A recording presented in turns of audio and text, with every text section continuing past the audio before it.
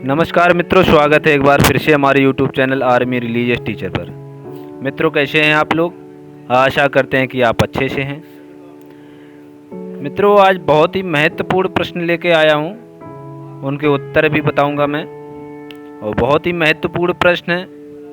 Exam की date तो अभी कैंसिल कर दी गई है, फिर से एग्ज़ाम की डेट आई है, तो इससे पहले यही है कि हम अच्छी सी तैयारी करके चलें। तो तैयारी करने के लिए मैंने एक व्हाट्सएप ग्रुप भी बनाया है जिसका नाम है आर्मी रिलीजियस टीचर। तो उसका एडमिन मैं ही हूँ और कई लोगों को मैंने एडमिन बनाया है।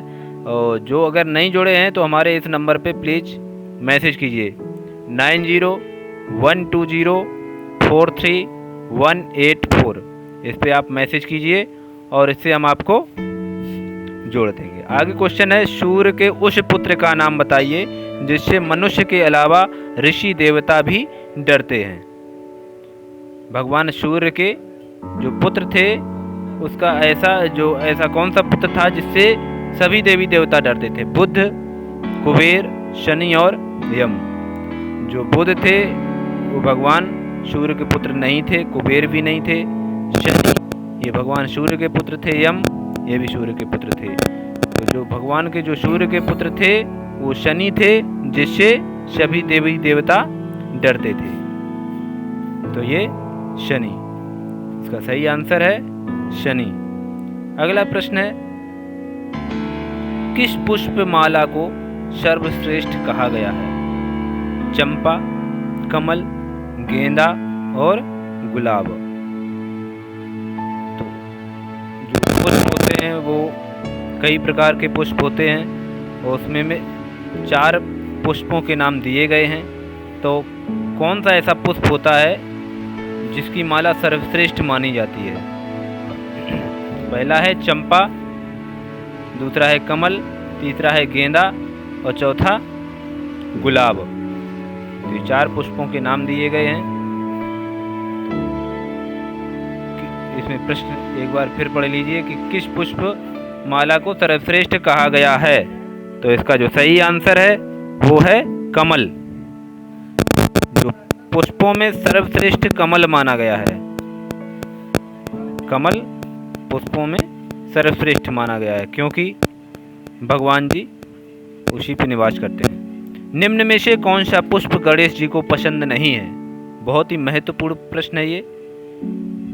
निम्न में से कौन सा पुष्प गणेश जी को पसंद नहीं है? कुमुद, गेंदा, तुलसी दल और कमल।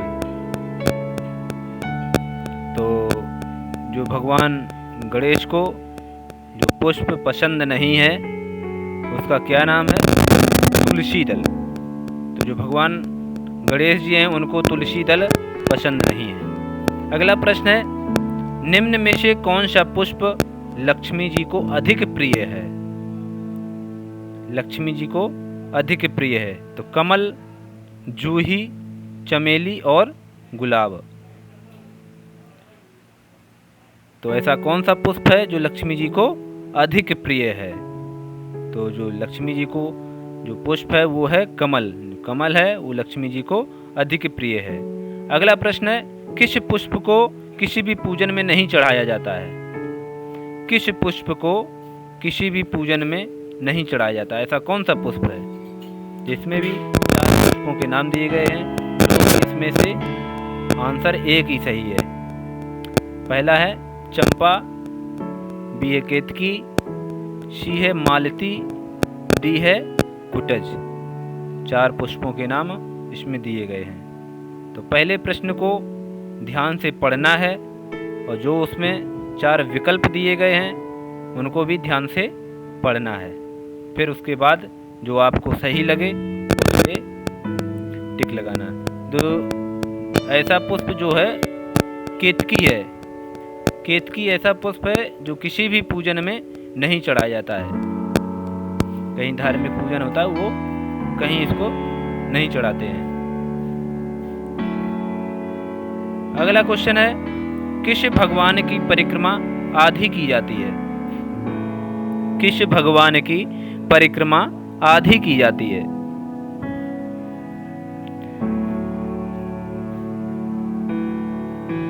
तो इसमें भी 4 ऑप्शन दिए गए हैं, भगवान गणेश, भगवान राम, भगवान विष्णु और भगवान शिव। तो जो भगवान शिव हैं उनकी हम आधी परिक्रमा करते हैं। जो भगवान शिव हैं, ध्यान देना, जो भगवान शिव हैं उनकी हम आधी परिक्रमा करते हैं, उनकी हम पूर्ण परिक्रमा नहीं करते हैं। तो इसलिए तो जो इसका जो सही आंसर है वो है भगवान शिव।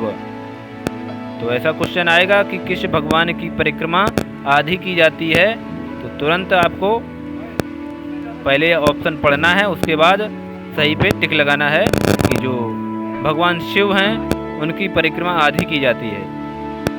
नीलकंठ नाम, अगला क्वेश्चन है, नीलकंठ नाम भगवान शिव का कैसे पड़ा?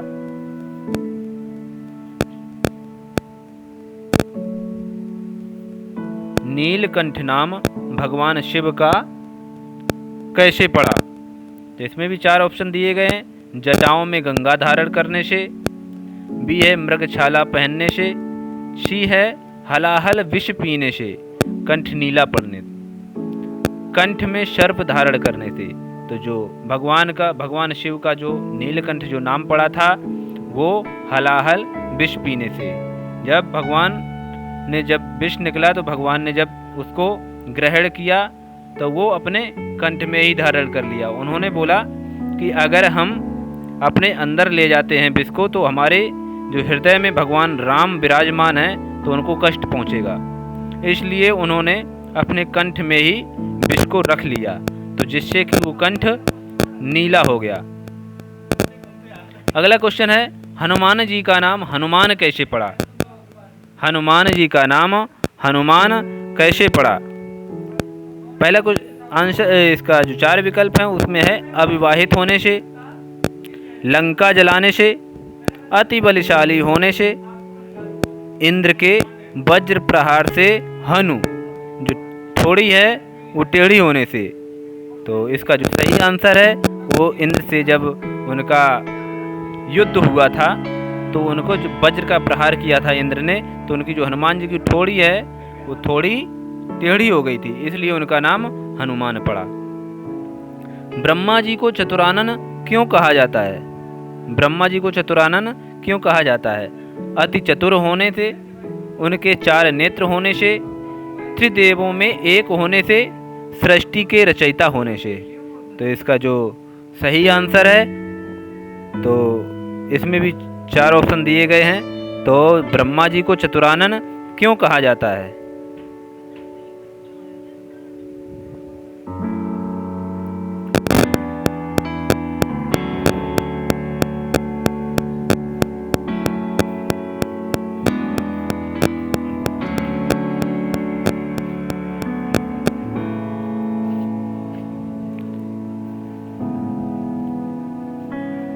तो ऐसे क्वेश्चन आएंगे तो घबराना बिल्कुल नहीं है, पहले क्वेश्चन को ध्यान से पढ़ना है, उसके बाद ही उसका उत्तर देना है।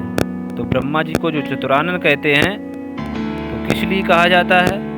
इसके भी 4 विकल्प आपके सामने दिए गए हैं। तो अति चतुर होने से, बी है उनके 4 नेत्र होने से, सी है त्रिदेवों में एक होने से, और सृष्टि के रचयिता होने से। तो ये कुछ मिस्टेक लग रहा है, तो इसका आंसर बाद में हम बताएंगे आपको। अगला क्वेश्चन है, वैदेही नाम सीता जी का कैसे पड़ा? वैदेही नाम सीता जी का कैसे पड़ा? श्री राम से विवाह होना, विदेह जनक की पुत्री होना, पृथ्वी से जन्म लेना, भूमि में समा जाना। तो वैदेही नाम विदेह जनक की पुत्री होना, इसलिए सीता माता का नाम वैदेही पड़ा। भगवान श्री राम का एक नाम राघव कैसे पड़ा? राक्षसों का वध करने से, रघुवंश में जन्म लेने से, पितृभक्त होने से और रावण का वध करने से। जो भगवान श्री राम का जो नाम राघव पड़ा है वो रघुवंश में जन्म लेने से उनका नाम राघव पड़ा। किस लिए पड़ा? रघुवंश में बोलते नहीं, रघुकुल रीति सदा चली आई। तो जो रघुवंश था उसमें भगवान राम ने जन्म लिया, इसलिए उनको राघव के नाम से जानने लगे। देवराज नाम इंद्र का कैसे पड़ा? इंद्र को देवराज भी कहते हैं। तो देवराज नाम इंद्र का कैसे पड़ा? देवताओं का राजा होने से, अप्सराओं का स्वामी होने से, अर्जुन द्वारा पराजित होने से, स्वर्ग का राजा होने से। इसलिए देवराज का जो नाम इंद्र जो पड़ा है वो देवताओं का राजा होने से, देवताओं के राजा थे इंद्र। अगला क्वेश्चन है भगवान गणेश का गणेश कैसे पड़ा? भगवान गणेश का नाम गणेश कैसे पड़ा? शिव पार्वती का पुत्र होना, खर मेघा शक्ति होना, हाथी का मस्तक होना, देवगढ़ के अधीश होना। जो भगवान गणेश का जो नाम गणेश पड़ा है वो देवगढ़ के अधीश हैं, इसलिए उनका नाम गणेश पड़ा। भगवान श्री कृष्ण को वासुदेव किस कारण से कहा जाता है? भगवान श्री कृष्ण को वासुदेव किस कारण से कहा जाता है? द्वारका का राजा होने से, वासुदेव का पुत्र होने से, अर्जुन का गीता का उपदेश देने से, गोवर्धन पर्वत उठाने से। तो जो उनका वासुदेव जो नाम पड़ा है वो वासुदेव का जो पुत्र, वासुदेव के पुत्र थे, इसलिए उनका नाम वासुदेव पड़ा। दिव्य स्वरूप और इच्छित फल देने की सामर्थ्य जिसके पास है तथा गुण कर्म स्वभाव में जो उत्कृष्ट है उसे कहा जाता है। उसे क्या कहा जाता है? देवता, ईश्वर, इंसान, राक्षस। उसको जिसके पास गुण कर्म स्वभाव से जो उत्कृष्ट है उसको देवता कहते हैं। हिंदू धर्म में कितने देवता होने की अवधारणा है? हिंदू धर्म में कितने देवता होने की अवधारणा है? तो जो देवता है हमारे हिंदू धर्म में वो 33 करोड़ देवता हैं।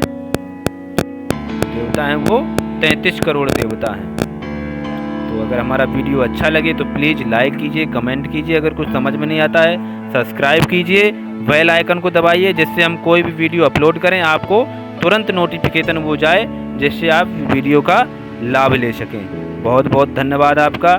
राधे राधे। जय हिंद मित्रों।